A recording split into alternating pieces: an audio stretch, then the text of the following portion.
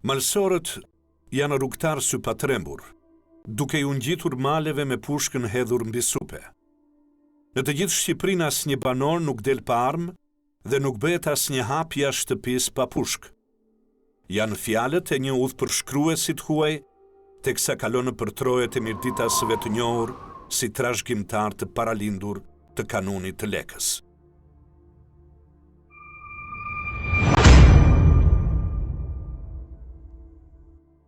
Këto cilësi përcaktonin qartë edhe mirëditasin e Domgjonit, duke u referuar historisë me banorët e parë që lidhen pikë së pari me 5 vllazni: Kolaj, Kolpepaj, Kazaj, Gjokazaj dhe Lacaj.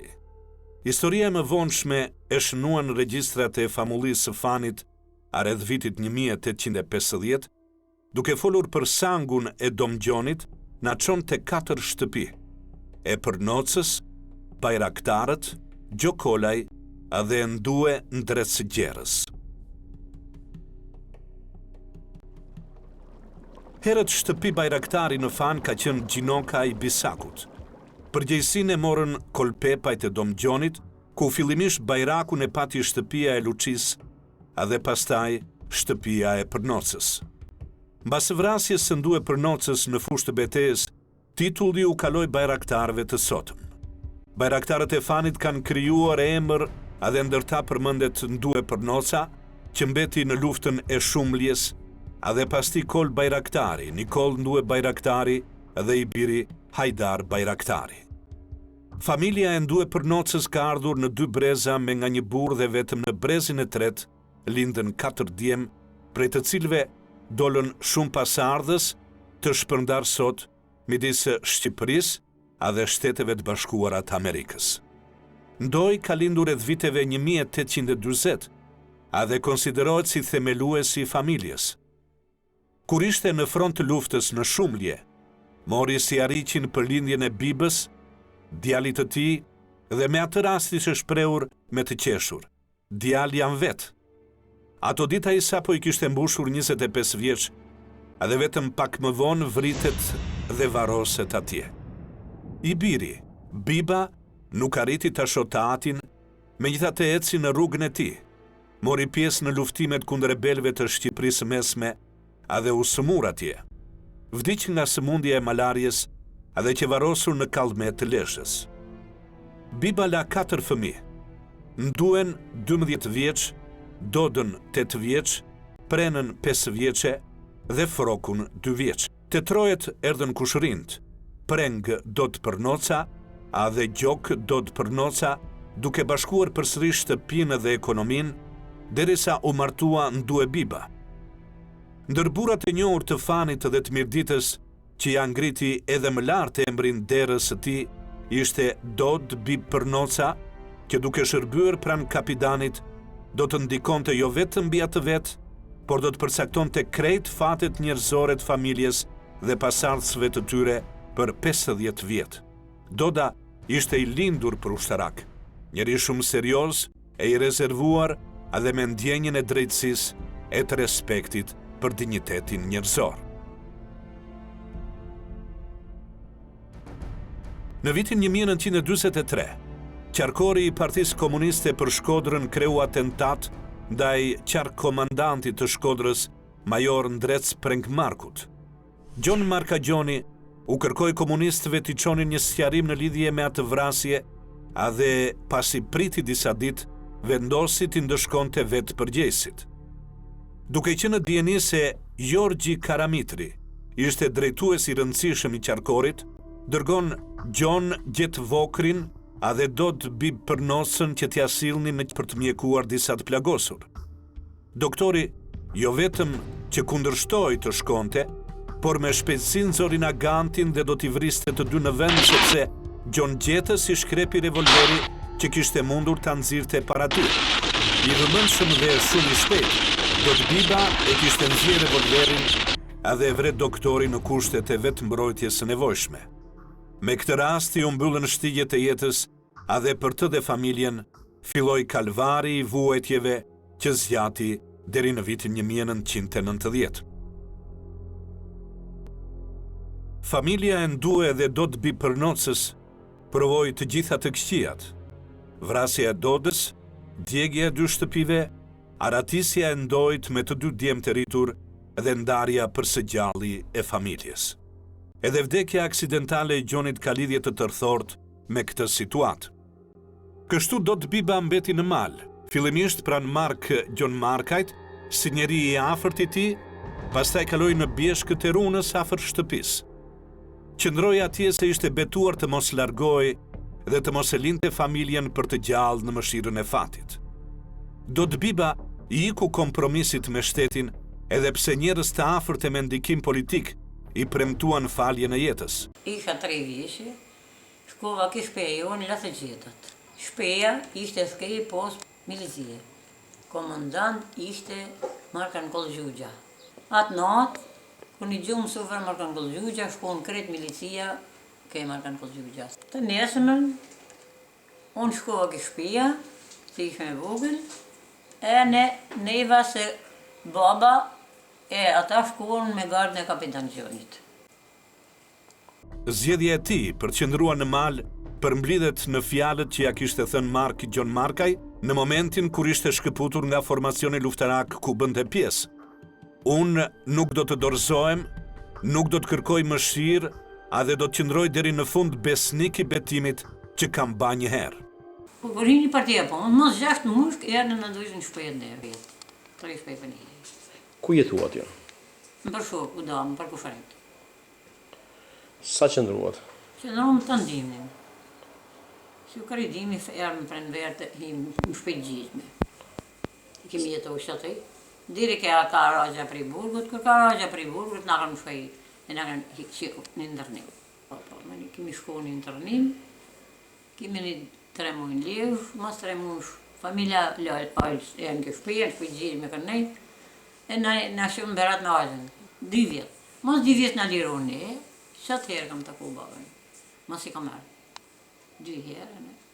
Doda bërë një jetë të vështirë, te i çdo parashikimi, te i çdo burgu, te i çdo arsye, një përpjekje mbi njerëzore për mbijetesë e një njeriu që nuk dorëzoi, nuk ligështoi, edhe nuk i jepi, kur dikush tjetër mund të kishte marrë fund.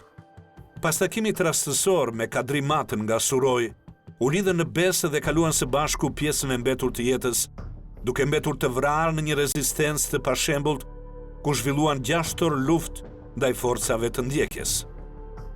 Familja Përnosa vuajti për shkak të rjedhës që mori jeta e Dodës, por e ruajti solidaritetin e vet karakteristik. Vëllezrit dhe nipat e tij e vlerësoi në mënyrë të veçantë atë për gjithçka kishte bërë në jetë, pasi e kishte ngritur më lart emrin e derës së tyre.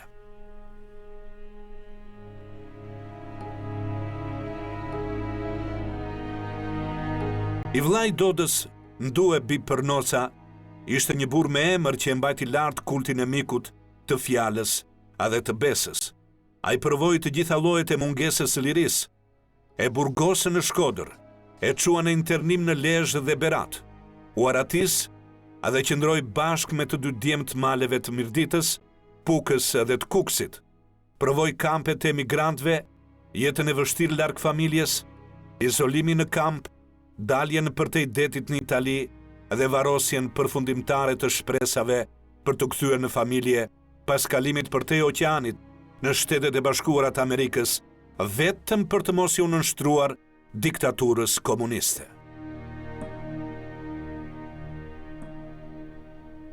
Djemtë e rritur, Biba dhe Zefi u bën bashkëpunëtar në vuajtje. Zef Përnosa kur ishte fëmijë provoi disa ditë burg në Shqipëri, ndërsa Biba provoi burgun në Jugosllavinë armiqësore. Biba dhe Zefi krijuan emër të mirë në mes të emigracionit shqiptar. Zefi është bashkëpunëtor me intelektualët më të njohur shqiptar që jetojnë në Shtetet e Bashkuara, edhe ka ndihmuar vazhdimisht çështjen shqiptare deri në qendrat politike amerikane. Arall ka ndodhur në Mirdit që familja të mbahej nga gratë, pavarësisht se shpesh shtëpit mbeteshin në gra. Në rastin e familjes Përnosa, 2 kunatat, Prena dhe Dila, kanë rritur dhe edukuar në mënyrë shembullore fëmijët në kushtet e vuajtjeve të tmerrshme, të internimeve dhe të urrëties klasore nga pushteti komunist. Pietri dhe Gjoni u burëruan para kohë dhe mbajtën mbi supe që erët hallet e shumta familjare. Urrejtja e pushtetit të ra dhe mbi 3 vajzat e dot bibës dhe vajzën e ndue bibës me fëmijët e tyre. Humbje e madhe për familjen ishte vdekja aksidentale e Gjon Përnocës. Gjoni ara heroikisht në krye të detyrës. Në kushte të tjera pa njollur në biografi, akti i tij do të ishte trumbetuar e vlerësuar në instancat më të larta të shtetit. Në kushte të tjera, ai do të shpallej hero. Publicisti i njohur Mahil Tanushi është shprehur. Shpesh ka menduar me vete se si do t'i priste Gjon Përnoca ndryshime demokratike në Shqipëri nëse do t'a kishte zënë kjo ditë. Një gjë e mirë. Nëse do t'a bënin deputet, padyshim do t'ishte më i miri e më i drejti në atë kuvent. E nëse do t'a linin pas një detyrë, ai do t'a kishte të merituar gjithsesi titullin njeri i veçantë. Në vitin 1994, familja bëri rivarimin e eshtrave të dot bibës, pasi erdhën Biba dhe Zefi nga Shtetet e Bashkuara të Amerikës. Me këtë rast, pas shumë gërmimesh, kanë gjetur eshtrat e njerëzve të tyre duke i ndarë për gjysmë për t'i vendosur në një arkivol që e kishte marrë posaçërisht me vete, të cilin e kanë mbështjellë me flamur kombëtar për të organizuar ceremoninë zyrtare mortore në Fan, me pjesëmarrjen e Pjetër Arbënorit, Kurt Kolës dhe drejtuesve të pushtetit në Mirdit. Ne duhet të përulemi me ndërim përpara këtyre martirëve të demokracisë, përpara këtyre patriotëve që derdhën gjakun e tyre për lirinë e Shqipërisë, për lirinë e Mirditës. Tu kemi vetëm 5 arkivole, por na dim që janë me qindra me mira ata që kanë dhënë kontributin e vet, kanë dhënë gjakun e vet për të mbrojtur lirinë. Dot Biba ishte varrosur në sang, në vendlindjen e tij, pranë nipit të tij Gjonit. Te Përnocajt, tradita familjare vjen e gjallë dhe e pashkëputur, prandaj duke nderuar të kaluarën e tyre, ata nderojnë të sotmen dhe të ardhmen. Vari monumenti ndërtuar nga familjarët që mban eshtrat e dot bibës, gruas së tij, prenës, dilës së ndue bibës dhe Gjon ndue bibës, i vetmi këtyre përmasave në Mirdit është ndër të rallët në vend, e ka një domethënie. Pasardhësit e ndue dhe dot bib Përnocës e nderojnë të kaluarën e tyre edhe përpiqen ta sjellin në ditët e sotme si vlerë. Vlerat e vëllezërve ndue dhe dot bib Përnoca, sakrificat dhe kontributet e bibës, Zefit dhe Gjonit duhet të vlerësohen. Angazhimi në punë dhe kontributi familjar i Pjetër Përnocës duhet të çmohen e të miren si shembull. Libri që kemi në dorë është një përpjekje për t'i dhënë këto vlera si thesare të familjes dhe zonës së Fanit. Me burra si Dot dhe ndue bib Përnoca, krenohet jo vetëm familja, por edhe fshati, Fani e krejt Mirdita. Njerëzit që meritojnë nderimin e fitojnë atë përjetësisht, në të gjallë dhe pas vdekjes. Përnocajt, ndër breza përcollën traditën e mirë të familjes së tyre dhe sot mbeten shembull në shoqëri. Ata dhe pas kaq shumë vuajtjesh që patën, gjejnë forca për të respektuar njerëzit, për të mos u rryer askënd dhe për të nderuar gjithkënd që mbart vlera njerëzore.